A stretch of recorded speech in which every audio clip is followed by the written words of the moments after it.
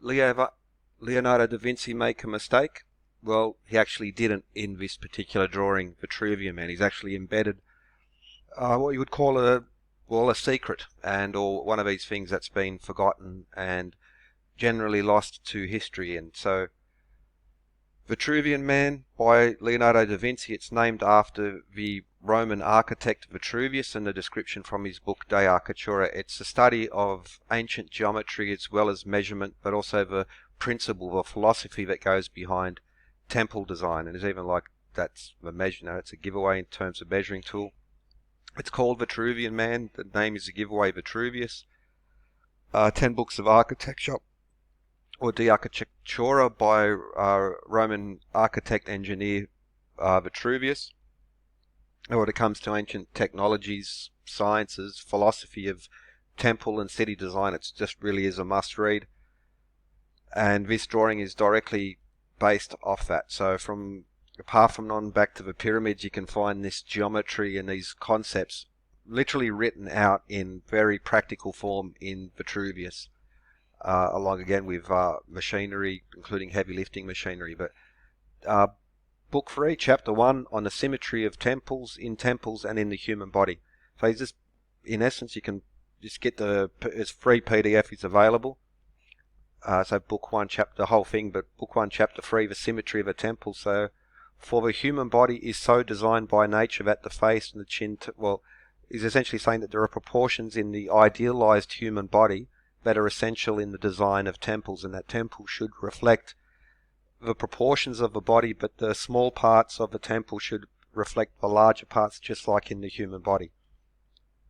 So he's again just talking about proportion and temple philosophy design. Man is a measure of all things, as said by Protagoras, and that this concept of symmetry and proportion is just an essential part of ancient design. And then he goes to list some of the proportions in the body. So this written description by Vitruvius in the 1st century BC was what Da Vinci was drawing. However, so let's just get to it now. For instance, Vitruvius says back in the day, it appears that the ancients had good reason for their rule, in that the human body and its members should be proportioned, and that's why you find this geometry in ancient India, ancient Egyptian pyramids and temples as well, where you find this essential geometry such as a 2 to 3, 3 to 4 ratio. It's not a kooky, it's like literally written down by the ancients who were speaking of the ancients who came before them. So the temple of man and the human body, how the human body relates to the geometry and measurements in the architecture of temples. And so, for instance, for the human body is so designed by nature that the face from the chin to the top of the forehead and the lowest roots of the hair is 1/10 of the whole height. The open hand from the wrist to the tip of a middle finger is just the same. So that's from the hairline to the bottom of the chin, idealized, but this is how imperial measures are based. So feet, yards, inches are thumbs, and then there's digits which are fingers. So there's all these other spans and hands and palms, but you can see now we take those and you just line them up and you see that it's 1/10 of the total height. Indeed, it is what Vitruvius described, the length from the wrist to the tip of a finger, or from the top of a hairline to the bottom of a chin. Also worth noting that from fingertip to fingertip extended is in a square, so you hold your hands out, fingertip from fingertip should be exactly or very close to your height, and in idealized form it is exactly that. So that this concept of, it's almost like, think of face palm, that from the tip of your chin, if you put the tip of your palm there, your finger should touch the base of your hairline.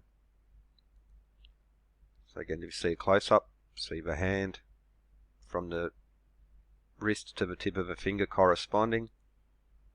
I reposted this video as I did a series and I reposted it as a compilation. Now people who were studying the famous Borobudur temple in Indonesia noted that of the Buddha statues in there, that from the tip of the chin to the base of the hairline in those statues forms a proportion, a measurement, which can be used to describe the larger temple. So again, this is not just a Western, this is essentially a universal concept as well, and can be found in many other places. But okay, also it says of the forearm, 1/4 and the breadth of the breast is also 1/4. So he's describing the cubit, so from the elbow to the tip of your finger should be equal from the size of the breast.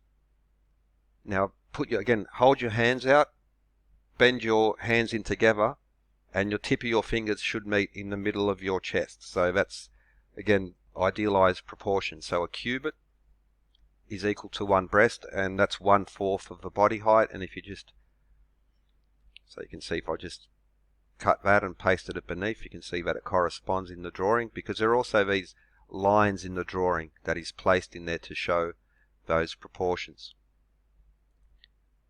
We take that, make 4 of them, we see that it fits the square, and the height should be equal to the width of the outspaced hands. It even says that the navel, or the belly button, is the center of the circle, which goes around there as well. So in other words, 4 cubits equals 2 yards equals 1 fathom. So if you've heard of, mainly when you see the old sailing movies, they talk about fathoms, but 2 yards equals 1 fathom equals 4 cubits. That should be the proportion of height. Now, the Egyptians did this differently, but everyone else, 1 cubit was 1.5 feet. So therefore, 4 cubits equals 2 yards equals 1 fathom equals 6 feet. The ideal form should be 6 feet high, or with hands outstretched 6 feet wide. However, the length of a foot is 1/6 the height of the body, and he also points out with the neck and the shoulder, from the top of the breast to the lowest roots of the hair is 1/6. So 1 foot, and he shows the foot, should be equal from the bottom of your neck to the hairline, and if you cut that in, you can see that it does work. So what Vitruvius was describing was that you should be 1 fathom, so 6 feet wide, 6 feet high, the idealized form to develop, the imperial measures. However, you take 6 feet, 1, 2, 3, 4, 5, 6, and it doesn't equal the height. It's closer to 7 feet. Mamma mia, I make a mistake, but no, he didn't. Now, for my 2 cents worth, I think is actually, and I'll mention briefly the metrological relief from the Ashmolean Museum and what's embedded in there, because that is 2.1 meters. Now, by taking so it's almost, do I measure when I cut those feet out and lined them up, from the outside of a line, the middle of a line, or the inside of a line? Well, I believe it's actually there's a deeper meaning hidden in here, in that he's pointing to something actually closer to 6.9 feet. But, well, what happens at 6.8714 feet, or 2.09, so 2.1 meters, is equal to 4 Egyptian royal cubits. Now, I think there's something deeper going on here, but for the moment, I'll put that to the side. And for most people who have studied this and said that Leonardo made a mistake by making the foot only not 6 feet, the foot should be a little bit longer, it's actually closer to 7. So it's really 7 feet, should be 6 feet. Now, was this a mistake? He never make a mistake. Now we look at the metrological relief in the Ashmolean Museum. There's a broken off piece, but you'll notice this, and it's a Vitruvian Man. This is one of the ancient Vitruvian Man imagery. The other one would be the Salamis stone. But we take a look at the metrological relief. Again, the outstretched hand. So we use this as a way to set your measures. Firstly, this is not a damage. This is indicating something. But notice that there is also a foot here. So if we take those, like now, I've taken the hand. So you see that this is actually, again, indicating 1 palm, or 4 fingers. There are 12 inches per foot, or 16 fingers, 4 fingers. Now the fingers are outstretched, but which is also a palm, is equal to that. So they're indicating the palm there, but it's the foot that's really interesting, because we highlight that. Now we lay these feet edge to edge. Again, it should be 6 feet. That's the the standard. However, we draw down the line in the center, and what we actually see is 3.5 feet. Therefore, this would carry on to the other side, and therefore, the 7 foot was this ancient measure that they were using in this idealized form. That's the bare foot. When people have analyzed Vitruvian Man and said, "Oh, Da Vinci made a mistake. This was an error." Well, no, not really. It's again, there's a difference. The foot and the shoe are confused. Now, the foot, it's 7 feet, but really it should be 6 shoes, because the shoe size adds that little bit to the height. But either way, what we get is 7 bare feet, describing the idealized form. And you also note that the foot is equal to the wrist to the elbow. So your not the cubit including the hand, just the actual forearm from wrist to elbow corresponds to the foot, just like the ancient Egyptian sir is equal to the forearm of the Egyptian royal or the Egyptian cubit, royal cubit. So it's actually 7 feet that we have to think of, and that's the measure. No mistake. This is important, especially to my research, because I would look into these architects and these buildings, always coming to the harmonic numbers, but then you would get to points and, well, no, it doesn't reach harmonics, but actually it does. Now, 1835, we still see, and prior to that, you'll see references called sometimes the foot of Cremona. So if 48 Cremona feet equals 56 English feet, that's a ratio of 6 to 7. So 6 Cremona feet equals 7 English feet. This was a very important find for me, because it made a sense of, well, a hell of a lot of stuff. Now, for instance, Sagrada Familia, 560 feet high. Let's just remove the 0 for a second. 56 is a multiple of 7, so 8 sevens is 56. So if we convert that to Cremona, we get 1440 Cremona hands, and all of these other connections. Now, Sydney Town Hall is 189 feet. Now, I did one on Disney. All the Disney castles in his Disneylands are all based on the Cremona scale. Even the first level of the Eiffel Tower, so many other buildings, but it's 189 feet, which converts to 108 Cremona units. Now here I have 189 feet, and how that would convert in the English.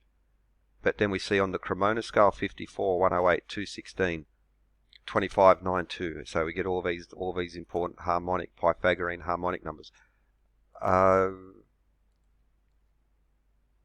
Newcastle Customs House, 105 feet high, and if we convert that into the Cremona scale, again, 1440, 1080, so 108, 144. Same with Queen Victoria building here in Sydney. There are a lot of other ancient buildings. These are cards that were just handy to come to, and so where you see these measures, and so again, 144, 108, 432. Buildings by, like Bank of China by IM Pei, 495 feet. You can divide that into 7. Now, Bank of America would be the same thing, where you see these banking, mining buildings. They love their harmonics in there. So 495 feet converts to Cremona, so 54, 81, 108. And again, the harmonic numbers appearing again. Luce Memorial Chapel by IM Pei, 63 feet high. Convert that in Cremona, 72, 216, 36. Again, all those Pythagorean harmonics. And the Apple headquarters by Norman Foster. Just the last video I'll point to, these are, they're doing the same stuff all the time. 1512 feet wide, which is basically the maximum visible base of the Great Pyramid, but either way, 1512 feet. Well, first let's connect nice numbers in Doric and Ionic, but in Cremona, 216, 432, 864, 1728, or 5184. The Great Pyramid angle is 51.84 degrees. No mistake in regards to this Cremona scale. It literally was the old one in there, and so much of this older knowledge is just getting lost, and then you connect it to the esoteric, it's sort of in that weird sphere of things. But anyway, that's what's happening with measures. It really is a thing. Have a good one.